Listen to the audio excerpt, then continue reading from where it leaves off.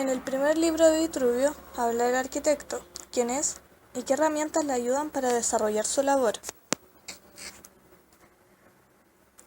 El segundo libro va enfocado en los materiales, qué materiales fueron utilizados en la historia y cómo el arquitecto los maneja para crear arquitectura, lo que nos da paso al tercer libro, el que ya está más enfocado en la arquitectura en sí, principalmente una introducción a los órdenes griegos de la arquitectura para así llegar al cuarto libro, donde se exponen los órdenes arquitectónicos y la interpretación que Vitruvio le da tanto a su origen como a su significado.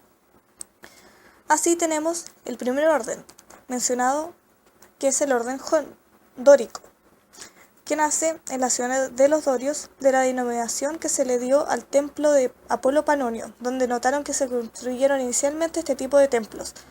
Su forma quiere ofrecer una belleza contrastada, por lo que la interpretación de Vitruvio utiliza la proporción humana, que ofrecería la perfección según los anteriores postulados de Vitruvio y el cuadro de oro, midiendo así la huella del pie de un hombre y ocupándola como módulo, de manera que la columna dórica fuera una respuesta a la proporción del cuerpo humano. Un cuerpo robusto y firme que reflejaría la imagen de un hombre griego que además pretendía sobresalir entre los edificios por su solidez y su belleza. Este orden es un orden simple, sin ningún tipo de adorno. El segundo orden es el orden jónico, el que nace al levantar un templo a la diosa Diana buscando nuevos aspectos sin dejar de lado los principios ya establecidos en el primer orden respecto a la proporción humana, haciendo así una columna adecuada a la esbeltez y delicadeza femenina, levantando columnas con un diámetro correspondiente a la octava parte de su altura para obtener una imagen más elevada, colocando en su parte inferior una base como si fuese calzado y en el capitel en su parte superior unas volutas colgantes a la derecha, de derecha a izquierda como si fuesen rizos en su cabellera. Su fachada es adornada con cimas y festones imitando las estolas que llevan las mujeres y con una textura estriada en su fuste imitando los movimientos de las delicadas telas en su vestimenta. A diferencia del orden dórico, este pretende plasmar en su imagen la representación de una mujer madura. Finalmente tenemos el orden corintio, que es el tercero. Este tiene las mismas proporciones del orden jónico y como consecuencia posee dos partes añadidas del diámetro de la columna. Su capitel consigue en su mayor elevación tener un aspecto más esbelto y grácil, imitando la delicadeza de una muchacha, pues las muchachas debido a su juventud poseen una configuración conformada por miembros delicados y mediante sus adornos logran efectos muy hermosos. Su origen se basa más bien en una historia que podría ser una leyenda, la que cuenta una muchacha de Corintio y a cierta edad para contraer matrimonio falleció a causa de una enfermedad. Después de sus exequias, su nodriza recogió unas copas que le gustaban mucho a la muchacha cuando vivía y se las puso junto al canastillo de mimbre que llevó a su sepulcro. Las colocó encima y con el fin de que mantuvieran en buen estado durante mucho tiempo, las cubrió con unas tejas. Finalmente colocó el canastillo sobre la raíz de un acanto. Con el tiempo las raíces del acanto, oprimidas por el peso, esparcieron alrededor sus hojas y sus tallos al llegar a la primavera. Sus tallos crecían en torno al canastillo y por los lados salían al exterior bajo el peso de las tejas, lo que obligó a que fueran formando unas coberturas o volutas en sus extremos. Calímaco, llamados sus catanecos por los atenienses, gracias a la exquisitez y primor de sus tallas de arte marmóreas. Al pasar delante de este sepulcro observó el canastillo y la delicadeza de las flores y hojas que crecían a su alrededor. Quedó gratamente sorprendido por esta original forma de las hojas y levantó unas columnas en Corintio imitando este modelo. Los elementos que restan quedan en las columnas colocados como modillones que están puestos en la cornisa y las gotas en las arquitraves como en el estilo dórico. También se repartían los frisos adornados como esculturas, molduras y cornisas.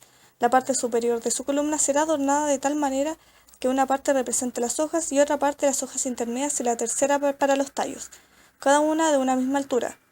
Además de una especie de espirales pequeños dentro de la parte del ábaco de flores, esculpidas por la parte de abajo y sobre las volutas.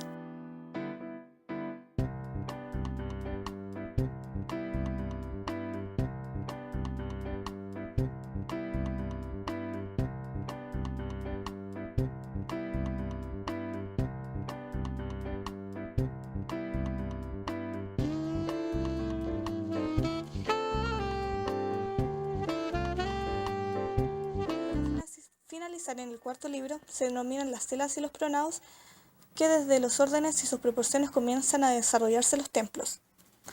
El largo del templo es el doble de su ancho y la cela será una cuarta parte que será más larga que su ancha. incluyendo la pared donde se colocarán los batientes de las puertas. Las otras 3 partes se extenderán hasta las pilastras embutidas en las partes del pórtico, siendo estas pilastras tengan el mismo diámetro que las columnas.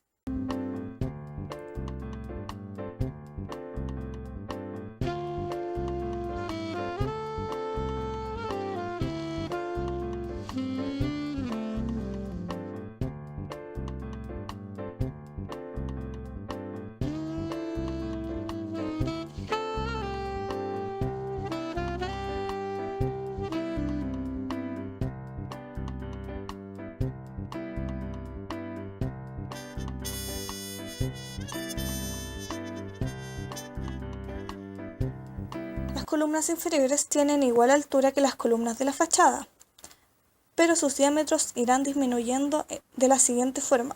Si el diámetro de las columnas de la fachada fuera una octava parte de su altura, los interiores tendrán una décima parte. En el caso de que tenga un diámetro de una décima o novena parte, los interiores serán proporcionales. Al ser interiores, no se notará si la columna es más delgada. Por el contrario, parecerán más esbeltas si tienen diámetros de 28 o 30. Conviene que el grosor de las paredes de las celas sea proporcionado a sus dimensiones, siempre que sus pilastras tengan el mismo diámetro que las columnas. Si las paredes van a ser de piedra, estas deben ser muy pequeñas. En cambio, si las paredes serán de piedra o mármol, deben levantarse con piedras de mediano tamaño que sean muy iguales entre sí.